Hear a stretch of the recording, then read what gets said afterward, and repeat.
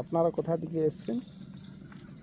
বলছি রাজ্য জামিয়াতুল আইম্মা ইমাম অল উলামা একটি অর্গানাইজেশন আছে, যেটা আমরা সমাজের শুধু সমাজসেবকমূলক কাজ করি। বিশেষ করে সংখ্যালঘু মসজিদ, মাদ্রাসা, কবরস্থান, ঈদগাহ এই সমস্ত বিষয়ে আমরা কাজ করি, বুঝলেন তো। তা সোশ্যাল মিডিয়াতে বিগত দিনে আমরা দেখছি যে দুর্গাপুরে ডিটিপিএস কলোনি বলে একটা জায়গা আছে, যে একটি মাদ্রাসা ছিল, যেটা রেজিস্ট্রেশন করা নেই, পরে জানতে পারলাম। যাই হোক, সেটা আমাদের ভুল। ডিবিসি কোম্পানি কোনো কারণবশত ওনাদের প্ল্যান্ট বাড়াবে অতবার বা কোম্পানি দরকার পড়েছে, তা ওইটা ভাঙা পড়েছে এখন, সেটা আমাদের ওইদিকে যাচ্ছে না, আমাদের কোনো অসুবিধা নেই। একটা 60 বছরের একটা ইতিহাস আমাদের একটা আছে, যে মাইনরিটি সমাজের মানুষ এখানে বসবাস করেন, জুম্মার নামাজ এখানে হয়, ছোটো ছোটো শিশু বাচ্চারা পড়াশোনা করে মাদ্রাসাতে। আমরা কিভাবে এরই পরিবর্তে একটা জায়গা প্রয়োজন হয়, সেই জায়গাটা আমরা বিভিন্ন লাইন থেকে, বিভিন্ন দিক থেকে, প্রশাসনিক দিক থেকে আমরা দাবি করব, আমরা প্রচেষ্টা চালিয়ে যাব।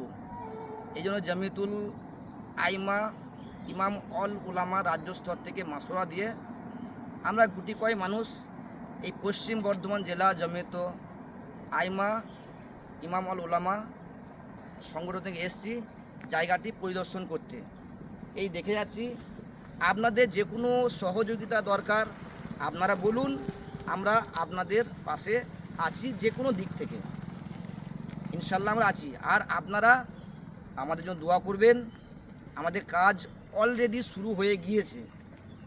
আগামীকাল রাজ্য স্তরে একটা মিটিং আছে, রাজ্য স্তরের মিটিংয়ে এই কথাটি রাখা হবে, এবং এরপরে কীভাবে কাজ এগিয়ে যাক সেটা আমরা চাইছি, বুঝলেন তো।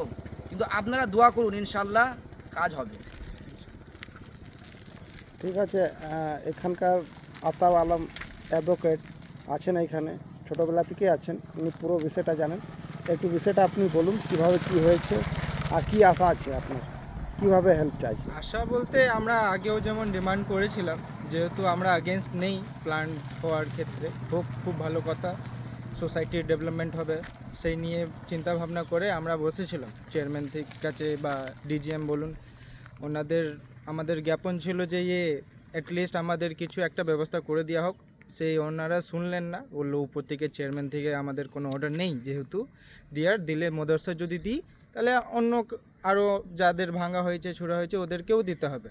সেই জন্য আমাদের উপরে যে প্রেসার বলে আমরা কিছু অ্যালট করতে পারছি না। কিন্তু ব্যাপারটা হচ্ছে, আমরা ছোটোবেলা থেকে এইখানেই পড়াশোনা ছিল, আমি এইখানকারই বাসিন্দা। ব্যাপারটা হচ্ছে আমরা ইমোশনালি কানেক্টেড মাদ্রাসার সাথে। মাদ্রাসা বলুন, আমাদের জুম্মা, ঈদ, বকরা ঈদ, এগুলো সব নামাজ এইখানেই হতো। শুধু একমাত্র মাদ্রাসা ছিল এইখানেই, ওয়ার্ড নম্বর 36, 37, 38 পর্যন্ত এইখানে কোনো আশেপাশে আর মাদ্রাসা নেই। আমাদের একমাত্র মাদ্রাসা এইখানকারই, সেটা আর দেখতে পাচ্ছেন আমাদের কিছুই নেই এইখানে। সেই আশা করি তারপর এনারা সামনে এলেন, অনেক সংগঠন থেকে সামনে এসছেন, এবার দেখা যাক। আমরা আবার অ্যাপ্রোচ করব, এডিডিএ চেয়ারম্যানকে অ্যাপ্রোচ করব, ডিএমসি চেয়ারম্যানকে অ্যাপ্রোচ করব, দরকার পড়লে কলকাতা পর্যন্ত যাওয়া হবে। সেই নিয়ে আমরা চিন্তা ভাবনা করছি, ইনশাআল্লাহ কিছু না কিছু পেয়ে যাব। Thank you.